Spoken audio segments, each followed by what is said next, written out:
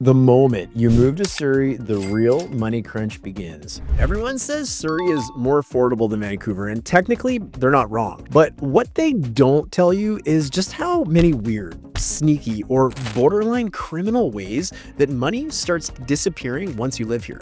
It's not the one big expense like buying the house. It's death by 1,000 cuts. A fee here, a tax there, a daycare bill that makes your mortgage blush. And before you know it, your so-called affordable move is draining you for thousands more than you ever planned for. If you're thinking about moving here, you need to know what's coming before it steamrolls your budget. So stick around, because what I'm about to show you could save you a ton of money and, more importantly, help you avoid the kind of regret that I've seen far too often. Now look, we talk about Surrey housing prices all the time on this channel, so we're not diving into that in this video. If you want the latest market numbers, we drop monthly updates that are usually 5 minutes or less, so hit the subscribe button if you haven't already. But today's video, this one's a little bit different, because today we're talking about the stuff your lender didn't mention, the stuff your mortgage broker didn't warn you about, and the stuff that your spreadsheet absolutely didn't account for. These are the hidden costs that show up after you move in, the ones that sneak up and quietly blow up your budget if you're not ready for them. This video is about helping you move with your eyes wide open, because I've seen too many people find out the hard way, and it's not fun. So to make it simple, I've broken it down into 3 categories. First, family expenses that nobody talks about. Things like daycare, sports, and school-related costs that hit harder than your mortgage. Then we got transportation. Just getting around Surrey is much more expensive than most people expect. And finally, the true cost of housing, and not just the purchase price, but the utilities, taxes, and fees that come in after you move. So to make things easy, we've included chapters in the description of this video below. So feel free to jump around to what you're most curious about, or watch the entire thing, because honestly, it's all stuff that you probably want to know. Quick side note, my name is Darren German. I'm a local realtor living and working in the Surrey and White Rock area, and my team doesn't just help people buy or sell. We help them make smart moves based on research, strategy, and what actually works in this market. So if you're thinking of relocating here or away from here, and you want real advice tailored to your situation, there is also a link in the description below to book a strategy call with myself. It's free, it's personalized, and it might save you from making a costly mistake. So if that all sounds good, let's get started. And we'll start with the one thing that stings most people, especially if they've got kids. You only get one chance to buy or sell your next home. Let's get it right.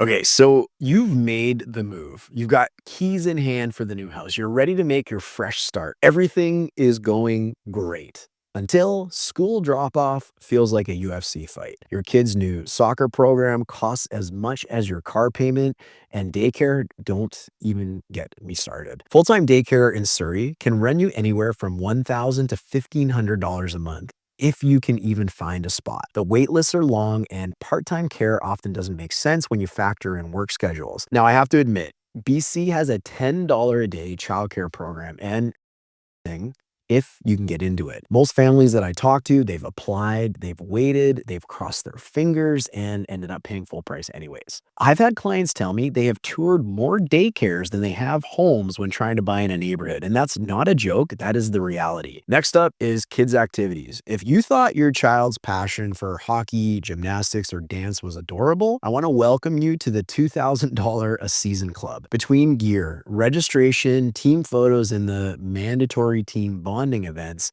you're going to be bleeding cash by Christmas. And here's the kicker. If you can afford it, good luck getting in. Demand is insane. Rep teams are ultra competitive for sure, but so is just getting your kid into basic programs like soccer or swimming. Surrey is building homes faster than it is building things like sports fields and swimming pools. That means wait lists, overcrowded gyms, and fewer spots for growing families. One buyer actually told me that their kid got waitlisted for soccer.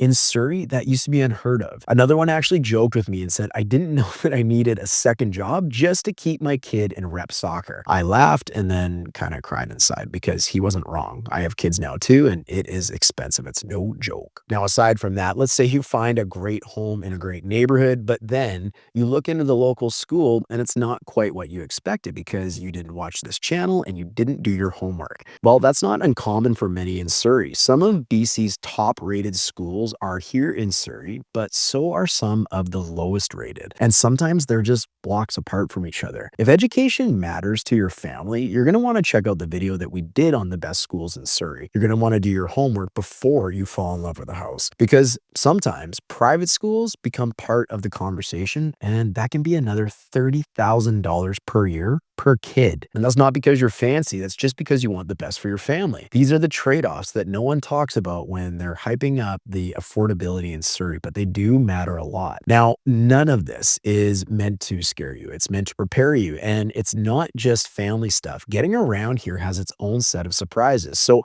let's talk about category number 2, which is the hidden costs of transportation. Surrey is big, like really big. Unless you live beside a SkyTrain line, and most people don't, you're going to be driving, and you're going to be driving a lot. And while it's not unique to Surrey, gas prices in the lower mainland are some of the highest in North America. You've got long commutes, school runs, or being stuck in gridlock because the roads haven't caught up with the construction boom. And this all adds up. I've had clients who used to fill up every 2 weeks, and after moving here, it's twice a week. And that's a big shift in both time and money. Then if you do have a car, then there's the car insurance. And that's where BC is a little bit different. So if you're not from around here, we've got something called ICBC, which is the Insurance Corporation of British Columbia. They are the only provider for basic coverage in the province, so there's no shopping around. Rates are based on what you drive, how much you drive, and also where you live. So Surrey, it's a denser community. It has more claims and more congestion. So guess what? That makes it a higher risk zone. Translation is higher premiums for you. I've had clients move here from areas just outside of Kelowna or other areas of British Columbia, and suddenly their insurance jumps by hundreds of dollars even when they've got a clean driving record. So no, it's not just you. It does cost more to insure a car in Surrey. Now, yes, Surrey has transit, but unless you're near King George, Gateway, or the Expo line, you're probably taking a bus to a train just to get to where you're going. And while the Surrey-Langley SkyTrain expansion is coming, it's being built right now, and we've been hearing about this expansion for years, but it's kind of neat to actually see it getting built currently. It's still years away from being operational, so for now, many families end up needing 2 vehicles when they were just hoping for one. That's more insurance, more gas, more maintenance, and more headaches. So getting around in Surrey isn't cheap, it's not fast, and it's not easy. And these are the lifestyle expenses that most people don't budget for until they actually get here and learn by surprise. They're already here. It's too late. But guess what? I'm not even done yet, because now we're going to dive into what most buyers think they've already figured out in category number 3, and that's the cost of housing. And here's a spoiler alert for you. There's way more to it than just the price tag of your home. So imagine this. You've got your pre-approval, you've crunched the numbers, and you think you're good, right? But your monthly payment, that's just the start. Let's talk a little bit about property taxes. Surrey's tax rate for property taxes has actually gone down in recent years, which is a miracle. Whatever goes down in price, right? It went down from about 0.34% in 2020 to 0.29% in 2024. But here's the kicker. Your home's value likely went up, so your tax bill probably didn't shrink. On a $1.5 million home, you're probably looking at somewhere in the range of $4,400 in property tax each year. And that number only grows as your home appreciates in value. And here's something that most people miss.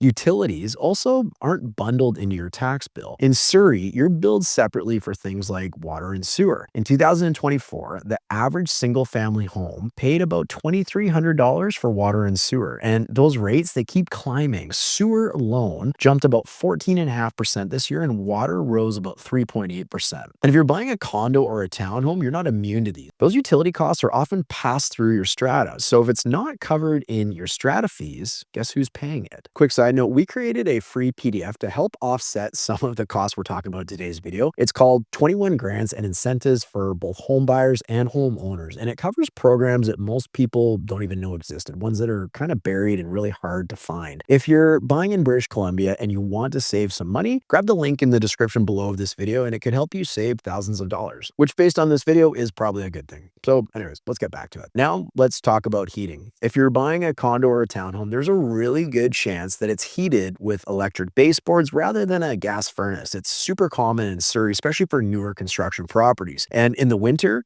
your BC Hydro bill, our power utility, can triple without warning. I've seen buyers budget $100 per month and then get hit with a $400 or more bill bill during a cold snap just to stay warm. Electricity is almost double the cost of natural gas in BC. So if the place has outdated windows, no insulation, or no alternate heat source, you're going to be in for a rough season. And we haven't even touched on the extra taxes, which is where you'll really want to consider your plans on how you will both use and live in your home. In BC, there's the property transfer tax. If you're a first-time buyer and qualify, or if you're buying new construction under a certain price, you might get a tax break. But for most resale buyers, especially in places like Surrey, you're going to pay it. For example, on a $1.5 million home, that's a $28,000 bill in tax before you've even moved in. And there's a ton of taxes in British Columbia. There's also something called the speculation and vacancy tax. If you own a home that isn't your primary residence and it sits empty for more than 6 months in a year, you're going to pay. You've also got things like the federal and provincial anti-flipping taxes, both designed to stop short-term flips and tax your profit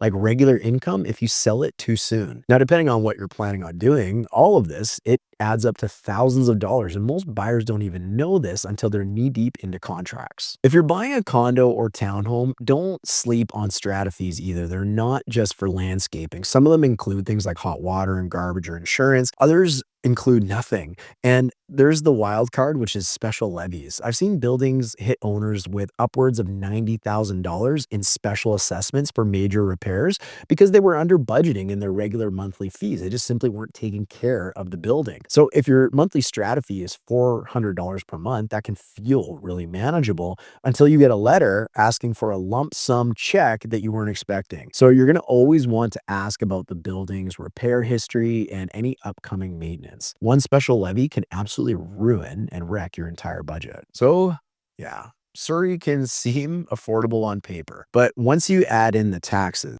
utilities, the insurance, transportation, and the unexpected bills, you start to see the real cost of living here. And this video is not to scare you, it's to prepare you. Because when you know what to expect, you can plan smarter and avoid the stress that so many people face that go in blind. And if you want help with that, that's exactly what me and my team do. Whether you're planning on buying a home next month or next year, you can reach out to us and we'll help you put a plan together that fits your life, not just your mortgage approval. And if you want to see exactly how we work with buyers, you're going to want to check out our full buyer's presentation video, the same presentation that we give to everybody looking to buy a home anywhere in British Columbia. It's super helpful, super useful, and I know you're going to learn a lot. And the good news is that video, it's coming up next. So I'll see you over there right now. When you're buying a home, you really never know who is giving you advice. And that could be true for somebody like me, where you're watching this on YouTube, but that can also be true for any real estate professional in the province of British Columbia.